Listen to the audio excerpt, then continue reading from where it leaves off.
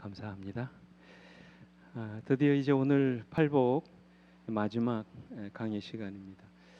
다음 주 화요일부터는 영적 강자의 조건이라는 그런 제목을 가지고 우리가 좀 더 건강한 그리고 아주 강인한 그리스도인이 되는 비결에 대해서 에베소서 6장의 말씀을 본문으로 해서 같이 좀 말씀을 나누고요. 그 말씀 강의가 끝나면 이어서 이제 여러분들이 좋아하시는 다니엘서 1장부터 12장까지 그 이후부터는 이제 요한 계시록 전에 다니엘서를 좀 같이 말씀을 나누려고 합니다. 이 일을 위해서 여러분 또 계속 기도해 주시길 바랍니다. 오늘은 마태복음 5장 3절부터 12절까지 시간 관계상 다 읽지 않고요. 오늘 본문만 읽겠습니다. 10절부터 12절까지 말씀 우리 한 절 한 절씩 같이 읽겠습니다. 시작. 의를 위하여 박해를 받는 자는 복이 있나니 천국이 그들의 것임이라. 나로 말미암아 너희를 욕하고 박해하고 거짓으로 너희를 거슬러 모든 악한 말을 할 때에는 너희에게 복이 있나니 기뻐하고 즐거워하라. 하늘에서 너희의 상이 큼이라. 너희 전에 있던 선지자들도 이같이 박해하였느니라. 아멘. 우리 지난 시간까지 여러분 7가지 복을 다 나눴는데 기억나십니까? 기억나세요? 감사합니다. 오늘은 이제 이 마지막 시간인데 의를 위하여 박해를 받는 자가 복이 있다는 말씀입니다. 의를 위하여 박해를 받는 사람, 이 누굴까요? 기독교 역사 가운데 복음을 위해서 순교한 수많은 그리스도인 가운데 폴리갑이라고 하는 서문학교의 감독이 있습니다. 2세기 초에 서문학교회를 담임했던 이 감독이었는데 이분의 그 장엄한 순교의 장면은 지금도 수많은 사람들에게 감동을 주고 있죠. 이분이 86살까지 하나님의 교회를 위해서 아주 헌신적으로 봉사한 분입니다. 이 폴리갑은 아주 고매한 인격의 소유자였기 때문에 그 당시 예수 믿는 사람들은 물론이고 믿지 않은 사람들과 심지어 기독교를 핍박하는 사람들에게 이르기까지 그는 수많은 사람들에게 존경을 받았던 그런 인물이라고 합니다. 그래서 한 번은 황제의 명령이기 때문에 어쩔 수 없이 폴리갑을 이제 죽일 수밖에 없었던 이 사형 집행관이 그에게 이런 제안을 했습니다. 감독이요, 나는 당신이 이렇게 나이 많은 노인의 몸으로 비참하게 죽어가는 것을 원치 않소. 그러니 제발 거짓말이라도 예수를 믿지 않겠다고 한마디만 해주시오. 그러면 당신을 놓아줄 테니 다른 지방에 가서 예수를 믿든지 전도하든지 마음대로 하시오. 한 번만 그렇게 하라는 거예요. 거짓말이라도 내가 예수님 믿지 않겠다고 고백만 하라는 것입니다. 그럼 놓아주겠다는 그런 이야기를 했어요. 그때 이 폴리갑이 그 자리에서 이런 말을 했다잖아요. 86년 동안 나는 그분을 섬겨왔습니다. 그분은 나에게 아무런 잘못도 하신 일이 없으시고 거짓말도 하신 일이 없습니다. 그런데 어떻게 내가 그런 주님을 모른다고 부인할 수 있겠습니까? 오늘 이것이 여러분 모두의 우리 모두의 고백이 되기를 간절히 바랍니다. 거짓말이라도 주님을 모른다고 부인하지 않은 그런 단호한 믿음을 가진 그런 신앙인들이 되시길 간절히 바랍니다. 이분이 그런 고백을 한 다음에 2시간 동안 기도드린 후에 이제 화형을 당했다고 하잖아요. 얼마나 거룩하고 숭고한 죽음입니까? 당시 온 세계가 그의 죽음을 애도했음은 물론이고 지금도 유럽에서는 해마다 이 폴리갑의 순교를 기념하는 행사가 거행되고 있습니다. 이 성경은 여러 곳에서 우리 그리스도인들이 받을 핍박, 이 박해에 대해서 예언하고 있습니다. 그런데 어떤 사람들은 이야기합니다. 신앙의 자유가 보장된 이 시대에 무슨 핍박이 있느냐고 그렇게 말을 해요. 여러분 그렇습니까? 지금 이 시대에는 종교적인 핍박이 없나요? 아니죠. 오늘 이 시대에도 존재합니다. 우리나라가 살고 있는 이 나라는 신앙의 자유를 보장받고 있지만 지금도 상당수의 나라에서는 얼마나 많은 그리스도인들이 핍박을 당하는지 몰라요. 제가 조사를 보니까 리더스 다이제스트라고 하는 그 잡지에 지난 올해 됐습니다. 1997년자 10월호에 보니까 오늘날처럼 기독교가 박해를 받는 일이 역사상 별로 없었다는 그런 기록이 나와 있어요. 근데 보니까 20세기 그러니까 1900년대에 전 세계적으로 보세요. 약 2억에서 2억 5천만 명이 넘는 그리스도인들이 예수님을 믿는다는 이유로 아주 혹독한 핍박을 당했거나 순교를 당했다고 합니다. 2억에서 2억 5천만입니다. 다 죽은 사람을 포함하지 않습니다만 죽은 사람을 포함해서 예수 믿는 것 때문에 핍박을 당하고 고통을 당했던 사람들, 무려 2억에서 2억 5천만 명이나 된다는 것입니다. 조금만 생각해 보면 그 말이 전혀 과장된 것이 아니라는 것을 알 수 있어요. 공산치하에서 고통을 당하는 그리스도인들의 수가 얼마나 많을까요? 그죠? 지금도 이슬람 문화권에서는 예수님을 믿는다는 이유로 핍박을 당하고 죽어가는 그리스도인들이 너무나 많습니다. 그죠? 북부 아프리카의 수단은 인구 5분의 1이 그리스도인이래요. 근데 그 나라 인구의 5분의 4에 해당되는 국민들이 이슬람 신앙을 한다고 합니다.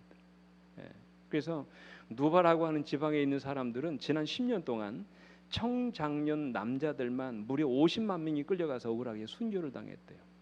10년 동안. 엄청난 숫자죠. 지금도 이런 일들이 있습니다. 이 세상에 이런 세상에 어떻게 그런 일이 있을까? 그렇습니다, 여러분. 세계사에서 일어나는 모든 전쟁을 보세요. 다 뭐와 관련되어 있습니까? 종교와 관련되어 있어요. 종교 전쟁입니다. 그들 속에서 이 신앙과 믿음이 다른 사람들을 핍박하고 잡아 죽이는 일들이 얼마나 많이 일어났습니까? 여러분 멀리 갈 필요도 없어요. 그죠? 북한에서는 지금도 얼마나 많은 그리스도인들이 예수 믿는다는 이유로 순교를 당하고 있는지 그 숫자조차 파악되지 않고 있습니다. 그들은 고문을 당합니다. 노예처럼 인권을 유린당합니다. 투옥을 당합니다. 가족으로부터 버림을 당합니다. 심지어 어떤 사람은 아우지 같은 탄광에서 평생토록 중노동하다가 일만 하다가 죽는 사람들이 많아요. 복음을 전하다가 사형을 당하는 사람도 있습니다. 근데 오늘 주님은 우리에게 뭐라고 말씀하세요? 의를 위하여 뭐를 받는 사람이요? 박해를 받는 사람이 뭐가 있다고요? 복이 있다고 말씀을 하세요. 그렇다면 질문 드릴게요. 의를 위해서 박해를 받는다는 말이 무슨 말일까요? 여러분 어떤 사람이 의를 위해서 박해를 받는 사람입니까?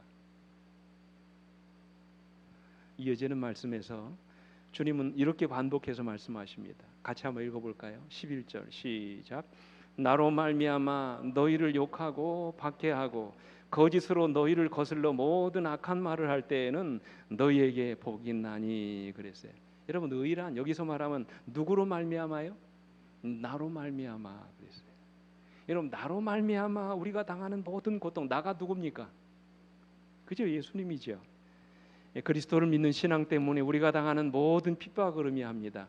예수 믿기 위해서 또는 하나님의 뜻대로 살기 위해서 우리가 당하는 모든 핍박이 다 여기 포함되는 거예요.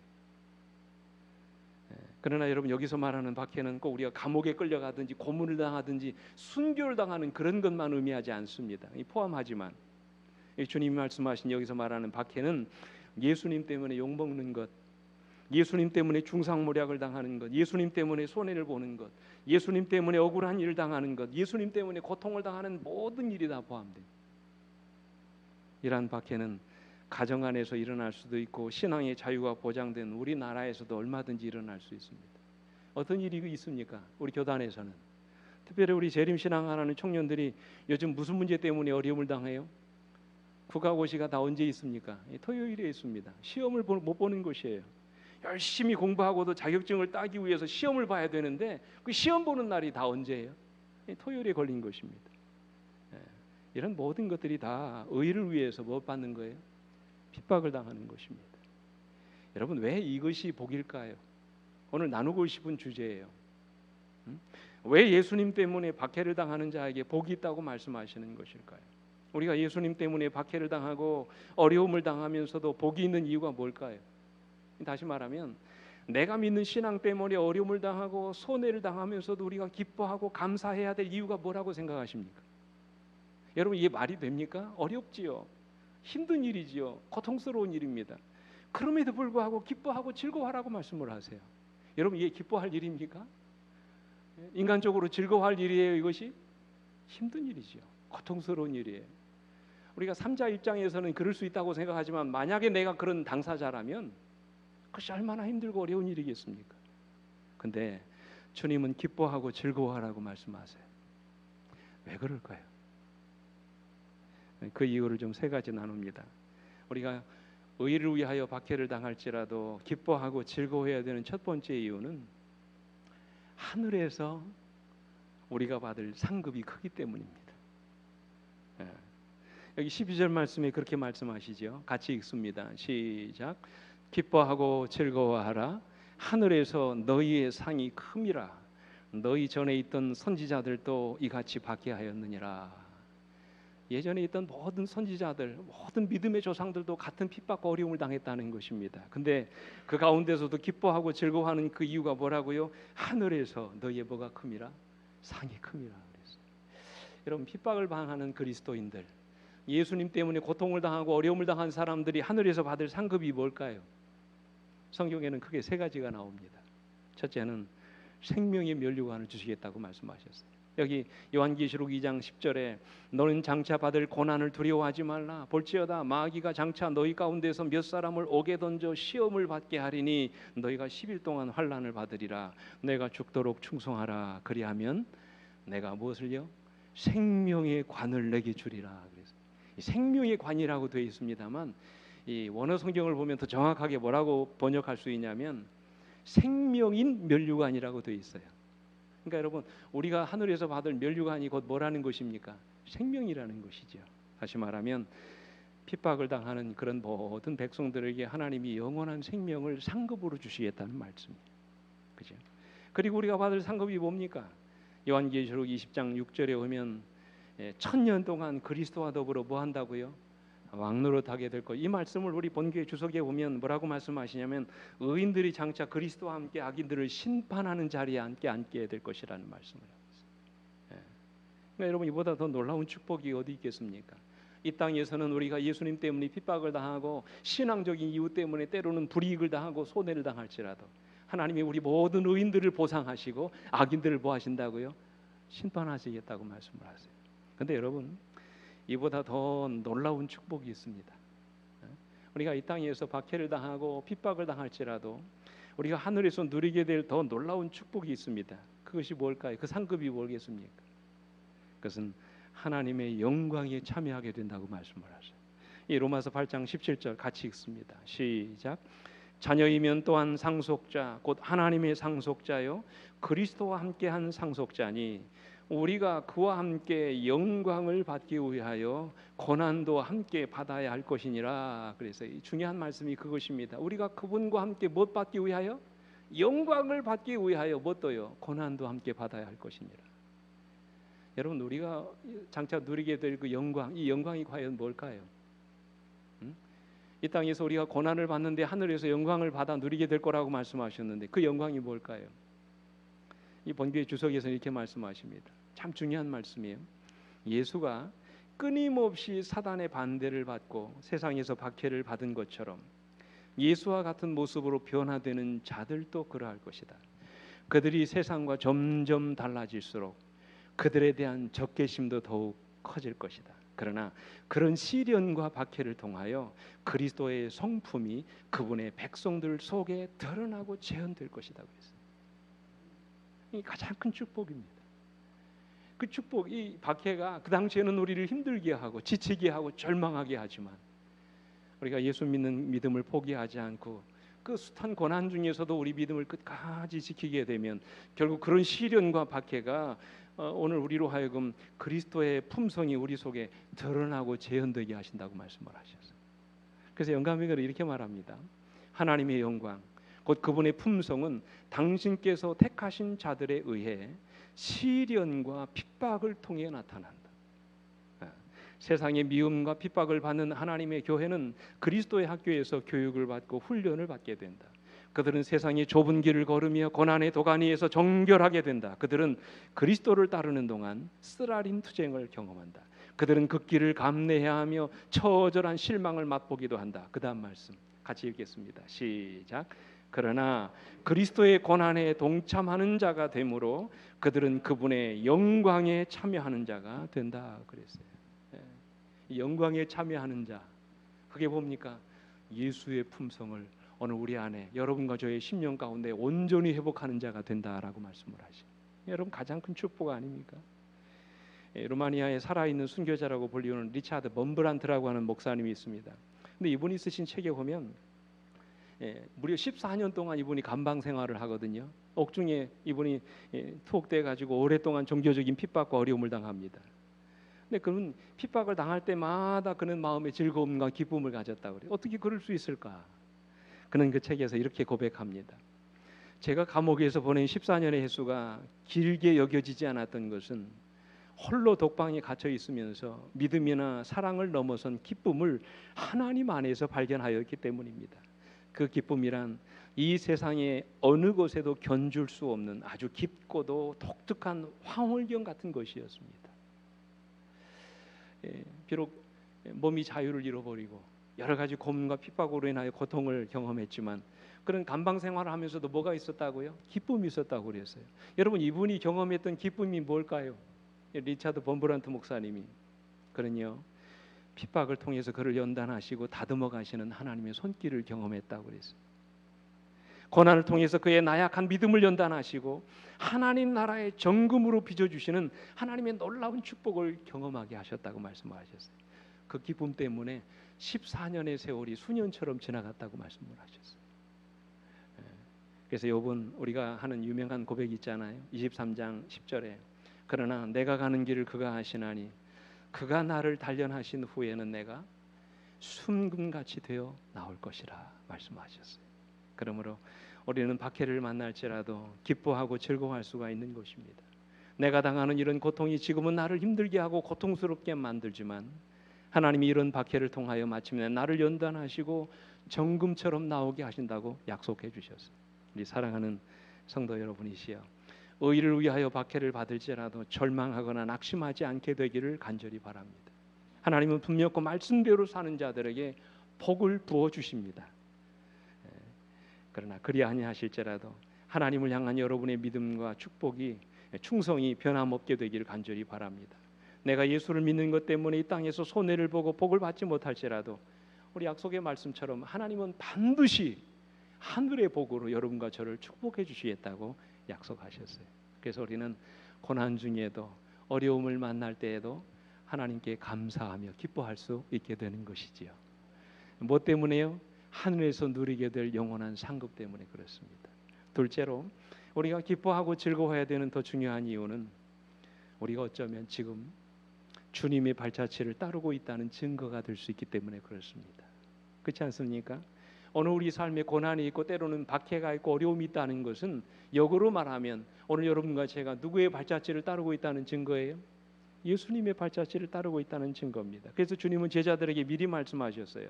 요한복음 15장 18절에 세상이 너희를 미워하면 너희보다 먼저 나를 미워함인 줄 알라 그랬어요. 그죠? 제자들을 미워하기 전에 세상이 먼저 주님을 미워했다고 말씀하셨어요. 왜 세상이 우리를 미워합니까? 그 이유가 이어지는 19절에 이렇게 나와 있어요. 같이 읽어볼까요? 시작. 너희가 세상이 속하였으면 세상이 자기를 것을 사랑할 것이나 너희는 세상에 속한 자가 아니요 도리어 내가 너희를 세상에서 택하였기 때문에 세상이 너희를 미워하느니라 그랬어요. 여러분, 세상이 왜 우리를 미워한다고요? 우리가 세상에 속하지 아니하였기 때문이라는 것입니다. 우리가 세상에 속하였다면 세상이 우리를 뭐 할 것이지만 사랑할 것이지만 우리가 세상에 속하지 아니하였고 주님께 속해 있기 때문에 세상이 우리를 미워하는 것이라고 말씀하셨어요. 실제로 우리 주님이 이 땅에 오셨을 때 세상이 주님을 미워했습니까? 그를 핍박했습니까? 십자가에 잡아 죽였잖아요. 그 이유가 무엇입니까? 보세요. 영감이 그런 그 이유를 이렇게 말씀하십니다. 그분의 모든 언행이 하나님의 자비하심을 나타내었음에도 불구하고 세상과 같지 않은 그분의 모습이 더할 수 없는 적의를 품게 했다. 중요한 말씀이에요. 여러분, 어떤 모습이요? 세상과 같지 않은 그분의 모습이 더할 수 없는 적의를 품게 했다. 그분은 우리의 본성에 속한 악한 정욕이 발휘되도록 방종을 허락하지 않으심으로 가장 격렬한 반대와 적의를 불러일으키셨다. 그리스도 예수 안에서 경건하게 살고자 하는 모든 사람도 그와 같다. 여러분, 세상이 왜 우리를 핍박할까요? 왜 세상이 믿는 사람들을 괴롭히고 박해합니까? 이유는 한 가지예요. 우리가 그들과 같이 살지 않기 때문에 그렇습니다. 그죠? 우리가 살아가는 모습이 그들에게 적의와 분노를 일으키기 때문이라고 말씀하셨어요. 그러면서 이어지는 말씀이 이렇게 말씀하세요. 그러므로 핍박은 슬픔의 원인도 되지만 그리스도의 제자들에게는 기쁨을 가져다 줄 것이다. 그 다음 말씀. 왜냐하면 그것은 그들이 주님의 발자취를 따르고 있다는 증거가 되기 때문이다. 아멘 아닙니까? 그죠? 그래서 야고보 사도는 야고보 1장 2절에서 뭐라고 말씀하셨어요? 내 형제들아, 너희가 여러 가지 시험을 당하거든 온전히 어떻게 여기라고요? 기쁘게 여기라고 말씀하셨어요. 오늘 여러분과 저의 삶에 종교적인 신앙적인 핍박과 어려움이 있다고 하는 것은 내가 다른 말로 말하면 무슨 얘기입니까? 내가 신앙대로 말씀대로 산다는 증거입니다. 그렇지 않습니까? 예. 우리가 복음을 위해서 핍박을 당할 운명을 안고 태어난 사람들이지요. 그러므로 여러분, 우리에게 핍박이 있고 고난이 있는 것은 결코 이상한 일이 아닙니다. 예. 그건 어쩌면 당연한 일일지도 몰라요. 그래서 예수님께서 제자들을 떠나시면서 그런 말씀을 하셨죠. 이것을 너에게 이르는 것은 너희로 내 안에서 평안을 누리게 하려 함이라. 세상에서는 너희가 환난을 당하나 담대하라. 내가 세상을 이겼노라 그랬어요. 예. 그럼에도 불구하고 오늘날 이 시대에 우리 교회에 핍박이 없는 이유가 뭘까요? 왜 우리 교회가 초대교처럼 핍박의 불길이 타오르지 않습니까? 왜 중세교회의 청교도들처럼 마지막 시대를 살아가는 우리 교회에 박해의 불길이 일어나지 않습니까? 물론 우리가 일부러 핍박을 자초할 이유는 없습니다. 그죠? 그때도 불구하고 초대교회에 있었던 그런 핍박이 오늘 이 시대에 없는 이유가 뭘까요? 분명히 사도 바울은 말씀하셨어요. 디모데후서 3장 12절에 무릇 그리스도 예수 안에서 경건하게 살고자 하는 자는 못 받을 것이라고요. 박해를 받을 것이라고 말씀하셨어요. 근데 우리에게 박해가 없는 이유가 뭡니까? 제가 좋아하는 이 각지대의 대쟁투 48페이지 이런 말씀하셨어요. 그 유일한 이유는 교회가 세속적 표준과 타협하여 별로 반대를 받은 일이 없는 까닭이다. 그러면서 맨 아랫줄 빨간 글씨 보십시오. 초대교회의 신앙과 능력이 되살아날 때 박해의 정신은 다시 나타날 것이며 핍박의 불길은 다시 타오르게 될 것이다. 그렇게 말씀하셨어요. 그러므로 여러분, 우리에게 핍박이 오고 박해가 있을 때 기뻐하고 즐거워할 수 있게 되는 것이죠. 여러분, 그것은 다른 말로 말하면 우리가 주님의 길을 따르고 있다는 증거이기 때문에 그렇습니다. 이 선지자의 글도 말씀하시기를 우리 안에서 초대교회의 신앙과 능력이 되살아나면 반드시 교회에 세상의 핍박과 또 박해의 정신이 다시 불타오르게 될 것이라고 말씀을 하셨어요. 그 역사적인 그런 이 일들을 지금 실질적으로 경험하고 있는 교회가 어디입니까? 중국 교회 아닙니까? 그죠? 심지어 얘기하는 지하 교회들. 제가 이 말씀을 준비하면서 이렇게 한 이야기를 읽게 됐는데 지금 중국 심양에 보면 서탑교회라고 하는 그 교회가 있다고 합니다. 오해은이라고 하는 목사님, 이분이 지난 2016년도에 돌아가셨습니다. 고인이 되셨는데 참 대단한 분이에요. 여자 목사입니다.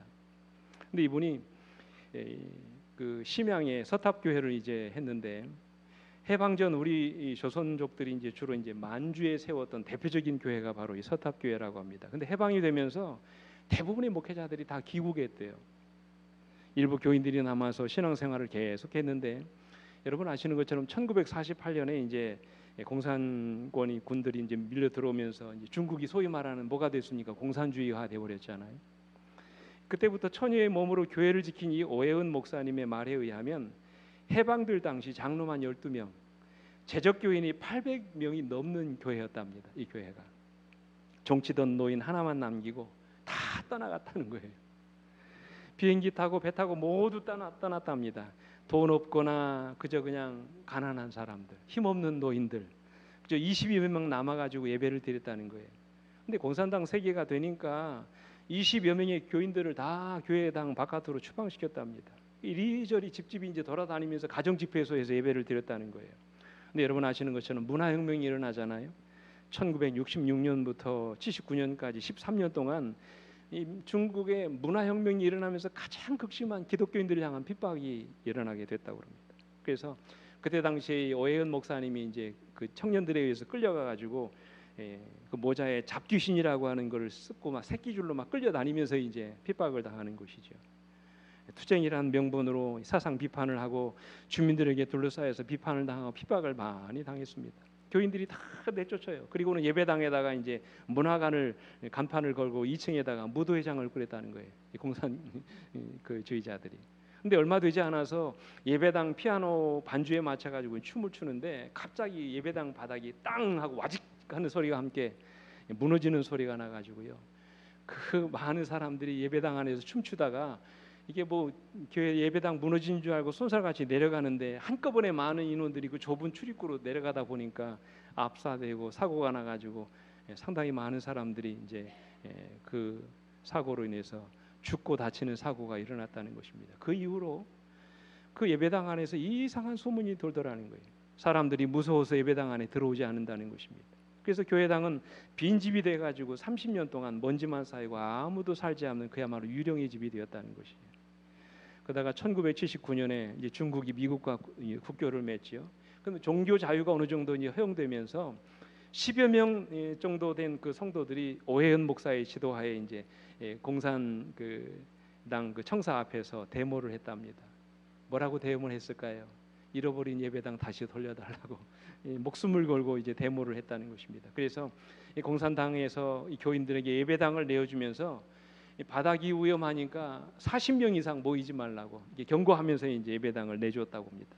근데 여러분 놀라운 일은 교인들이 그렇게 해서 교회당을 되찾고 40명이 아니라 400명이 예배드렸는데도 그 교회당이 전혀 무너지지 않았다는 거예요.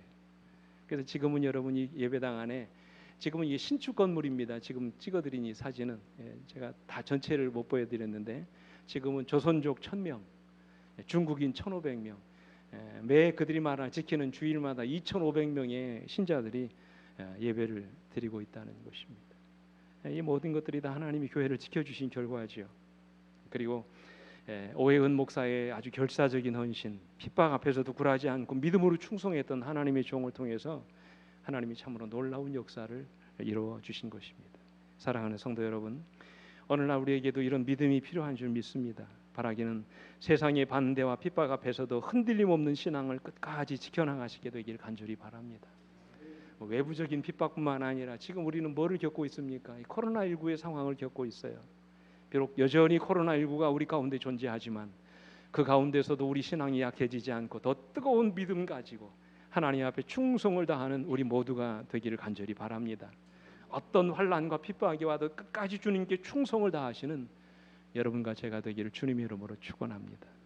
마지막으로 우리가 박해 앞에서도 기뻐하고 즐거워할 수 있는 가장 중요한 이유는 결국 천국이 그들의 것이 될 것이기 때문에 그래요.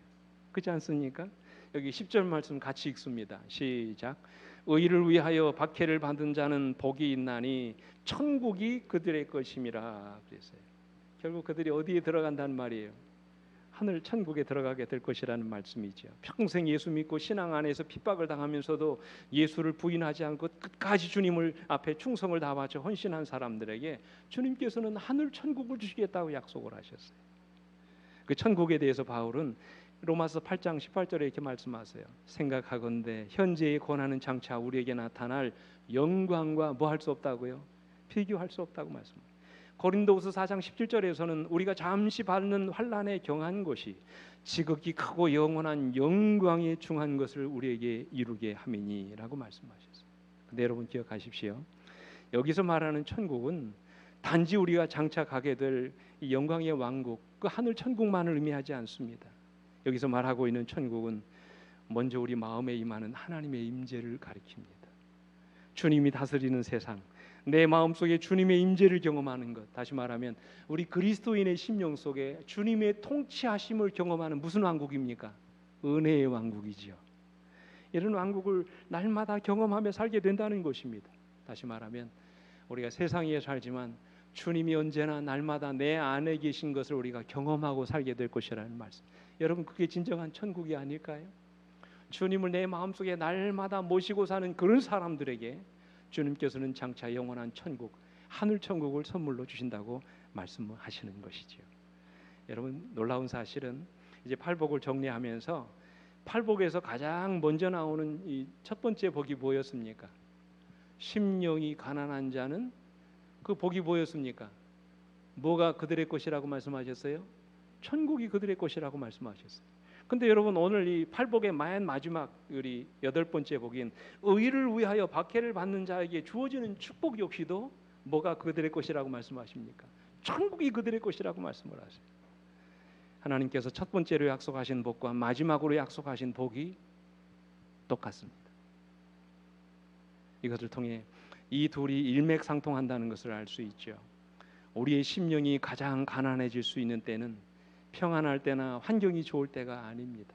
그죠? 어려운 일을 당하고 핍박을 당하고 고난을 당할 때입니다. 그죠? 그럴 때 우리 마음속에 뭐가 임하는 것이라고요? 천국이 임하는 것이라고 말씀하여요. 사실 평화로울 때는 마음을 비우는 것이 쉽지 않습니다. 핍박을 당하고 어려운 일을 만나고 때로는 시련을 만나고 고통을 경험할 때 우리는 더 쉽게 우리 마음속에 누구를 경험할 수 있어요? 주님을 경험하고 주님을 내 마음에 영접할 수 있게 되는 것입니다. 그때 그 사람의 마음속에 이루어지는 것이 바로 뭐라는 거예요? 천국이라는 거죠. 천국이 임하는 것은 하나님의 임재가 체험되는 곳입니다. 하나님이 내 안에 계시는 것을 너무 강하게 체험하기 때문에 그 사람의 마음속에는 기쁨이 차고 넘치는 것입니다. 핍박당하는 자에게 그래서 박해를 받으면서도 이런 즐거움과 기쁨이 있는 것입니다. 그래서 마크 갈리라고 하는 신학자는 이런 말을 했어요. 기독교 2000년의 역사에서 순교를 당한 사람들의 역사를 쭉 추적해서 연구한 학자인데 그가 수많은 순교자들을 연구하면서 결론적으로 이런 말을 했습니다. 참 중요한 말이에요. 여러분 보십시오. 순교자들 하나하나를 뜯어보고 그들의 발자취를 따라가다 보면 발견할 수 있는 공통점이 한 가지가 있는데 그것은 바로 그들이 하나님의 특별한 임재를 경험했다는 것이다. 놀랍지 않습니까? 같은 말씀을 이렇게 말씀하셨어요. 또 다른 마지막 절에 그 순교자들은 죽음의 순간까지 하나님의 임재를 즐기는 사람들이었다. 이 말씀을 영감의 글에서는 뭐라고 말씀하셨냐면요. 이렇게 말씀하셨어요. 만일 그대가 예수님을 위하여 시뻘겋게 단 풀숲 속을 지나가도록 요구당한다면 그다음 말씀 보십시오. 그분께서는 바벨론에서 진실한 세 사람과 함께 계셨던 것처럼 그대 곁에 계실 것이다. 아멘. 여러분 이 말씀 믿으십니까? 이어지는 영감의 글 마지막으로 보십시오. 바울과 실라가 빌립보 감옥에서 밤중에 하나님께 찬미하고 기도할 때 그들의 마음을 가득 채운 것은 이 기쁨이었다. 이 기쁨이 무엇입니까? 하나님의 거룩한 임재를 그들이 경험한 것입니다. 그 기쁨이 그들 가운데 있었다는 것입니다. 그리스도께서 그들 곁에 계셨으며 그분의 임재의 빛은 하늘 궁정의 영광으로 어둠을 밝혔다. 그랬어요. 여러분 이곳이 진정 천국이 아닐까요? 우리 모두가 이런 천국을 경험하시게 되길 간절히 바랍니다. 우리 가운데는 물론 복음 때문에 예수 믿는 그 믿음 때문에 신앙에 박해를 당하고 어려움을 당하는 사람은 없습니다. 그러나 때로 우리가 육신의 질병이나 인생에 만나는 여러 가지 어려운 고난을 통해서 우리는 이런 특별한 하나님의 임재를 경험할 때가 얼마나 많습니까? 그죠? 그런 사람의 마음속에 주님께서 날마다 하나님의 거룩한 임재를 경험할 수 있도록 우리 마음에 뭐를 만들어 주신다고요? 천국을 허락해 주신다고 말씀을 하십니다. 고난 중에도 핍박을 받는 가운데서도 여러분 낙심하지 말고 끝까지 주님 안에서 항상 기뻐하고 즐거워하는 여러분과 제가 되길 간절히 바랍니다. 그래서 이런 팔복의 경험들이 여러분과 저의 삶 속에서 날마다 있게 됨으로 인해서 결국 우리 모두가 다 하늘까지 함께 올려가시는 그런 놀라운 축복을 우리 모두가 받게 되기를 간절히 바라면서 말씀 마치겠습니다. 우리 함께 기도하겠습니다. 아버지 하나님, 지난 8번의 시간을 통하여 우리에게 너무나도 중요한 이 팔복의 말씀을 풀어 설명해 주셔서 아버지 감사합니다. 이 모든 말씀들을 다 우리가 기억할 수는 없지만 너무나도 중요한 한 가지 너무나도 중요한 핵심 교훈은 우리가 우리 자신을 비우고 우리 안에 우리의 주님이신 예수 그리스도를 온전히 영접할 때 바로 그곳이 마음의 천국이 이루어지는 곳이고 그런 천국을 경험하는 자가 마침내 하늘 천국을 소유하게 될 것이라는 이 놀라운 약속을 이 시간 말씀을 통하여 우리들 가운데 허락해 주셔서 아버지 감사합니다. 빈 마음 주시고 우리의 죄에 대하여 애통하는 마음 갖게 하여 주옵시며 모든 사람과 더불어 너그럽고 관대한 그리스도인이 되게 하여 주옵시며 항상 형제를 불쌍히 여기고 긍휼히 여기는 마음 갖게 하여 주옵시며 하나님의 의를 추구하고 하나님의 말씀대로 살기로 갈급하는 그런 마음들 갖게 인도해 주옵시며 우리가 만나는 모든 사람들과 더불어 화목을 추구하고 주님과 더불어 우리가 올바른 관계를 맺을 뿐만 아니라 우리 주변에 있는 모든 사람들로 더불어 항상 화목하게 하는 놀라운 화목의 직분을 감당하는 우리 모든 성도들 되게 해 주시옵소서. 이것은 우리 힘으로 되지 않습니다. 우리 능으로 되지도 않습니다. 우리 주님, 이 시간 우리의 빈 마음 속에 우리 주님을 초청하오니 주님께서 우리 마음의 주인이 되어 주셔서 우리 마음에 천국을 만들어 주옵시고 주님께서 우리 안에 계심으로 말미암아 이런 놀라운 역사와 우리를 날마다 변화시켜 주시는 기적의 능력이 우리의 삶 속에서 매일 매 순간 일어날 수 있도록 하나님 역사해 주시옵소서. 오늘도 우리의 빈 심령과 또 허무한 마음 속에 주님의 역사가 함께 하심으로 우리의 못난 품성들이 다 변화되고 육신의 질병까지도 온전히 다 고침받는 아름다운 역사가 일어날 수 있도록 하나님 이 시간 축복해 주시옵기를 사랑 많으신 예수님 이름으로 간절히 기도드립니다. 아멘.